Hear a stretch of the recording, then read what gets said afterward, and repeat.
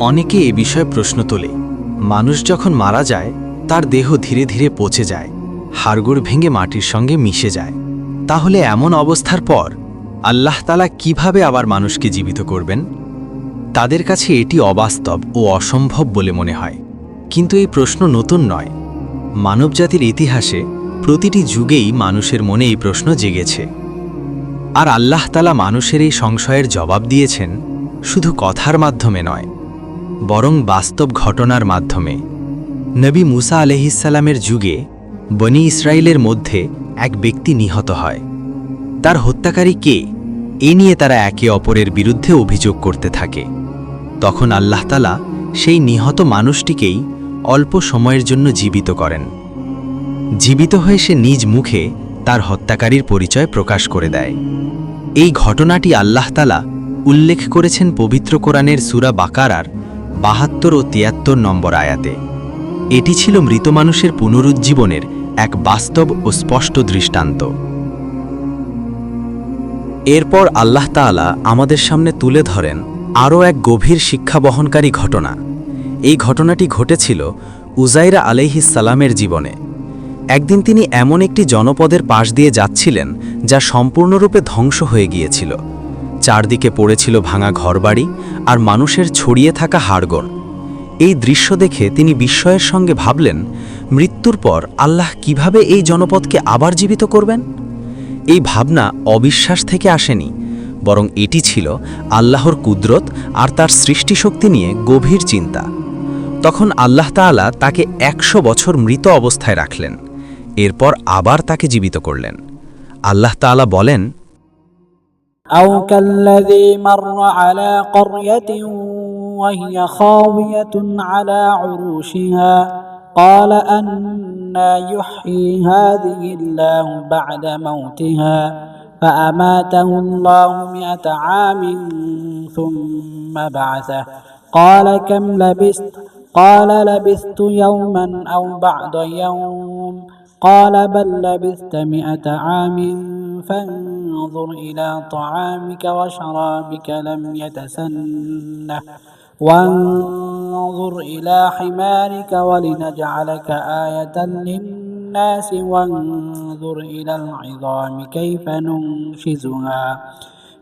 ننشزها ثم نكسوها لحما فلما تبين له قال أعلم أن الله على كل شيء قدير।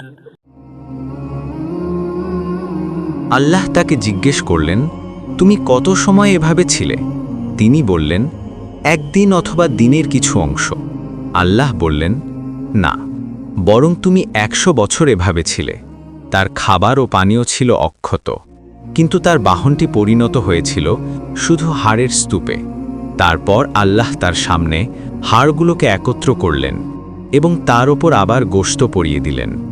সবকিছু নিজের চোখে দেখার পর উজাইর আলাইহিসসালাম বললেন, আমি নিশ্চিতভাবে জানি আল্লাহ সব কিছুর ওপর সর্বশক্তিমান। এরপর আল্লাহ তাআলা তুলে ধরেন মানব জাতির ইতিহাসের আরেকটি অনন্য দৃষ্টান্ত, নবী ইব্রাহিম আলাইহিসসালাম, যার ঈমান ছিল অটল ও দৃঢ়। তিনি আল্লাহর কাছে আবেদন করলেন, হে আমার রব, আপনি কিভাবে মৃতদের জীবিত করেন তা আমাকে দেখান। আল্লাহ বললেন, তুমি কি বিশ্বাস করো না? তিনি বললেন, অবশ্যই বিশ্বাস করি, তবে আমার অন্তর যেন আরও প্রশান্ত হয়। তখন আল্লাহ তাআলা বললেন, وإذ قال إبراهيم رب أرني كيف تحيي الموتى قال أولم تؤمن قال بلى ولكن ليطمئن قلبي قال فخذ 4 من الطير فصرهن إليك ثم اجعل على كل جبل منهن جزءا ثم ادعهن يأتينك سعيا واعلم أن الله عزيز حكيم। তাফসিরের কিতাবগুলোতে বর্ণিত আছে, ইব্রাহিম আলাইহিসসালাম 4টি পাখিকে ভালোভাবে চিনতেন। আল্লাহর নির্দেশে তিনি সেগুলোকে জবাই করে হাড়, গোশত ও পালক আলাদা করেন এবং বিভিন্ন পাহাড়ে ছড়িয়ে দেন। এরপর তিনি যখন পাখিগুলোকে ডাকলেন, হাড় হাড়ের সঙ্গে মিলল, গোশত গোশতের সঙ্গে যুক্ত হল, পালক পালকের সঙ্গে জুড়ে গেল। পাখিগুলো পূর্ণ দেহে জীবিত হয়ে তার কাছে উড়ে এসে উপস্থিত হল। এই ঘটনাগুলো আমাদের শিক্ষা দেয়, যিনি ছিন্ন বিচ্ছিন্ন দেহকে পুনরায় পূর্ণ আকৃতি দিতে পারেন, যিনি হাড়কে হাড়ের সঙ্গে মেলাতে পারেন, তিনি কিয়ামতের দিনে মানুষকে পুনরুত্থিত করতে কখনোই অক্ষম নন।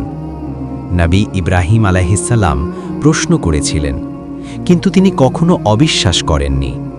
এ থেকেই আমরা বুঝি, আল্লাহর সৃষ্টি নিয়ে প্রশ্ন করা দোষের নয়, কিন্তু সত্য স্পষ্ট হওয়ার পরও তা অস্বীকার করাই হল প্রকৃত অপরাধ। অতএব পুনরুত্থান কোনো কল্পকাহিনী নয়, এটি কোরআনের ঘোষণা, আল্লাহর প্রতিশ্রুতি এবং ঈমানের অবিচ্ছেদ্য অংশ। যেদিন সিংহায় ফুঁ দেওয়া হবে, সেদিন কবর থেকে সবাই উঠে দাঁড়াবে, কেউ বাদ পড়বে না, কেউ একা থাকবে না। আসুন সেই দিনের জন্য আমরা আজই নিজেদের প্রস্তুত করি।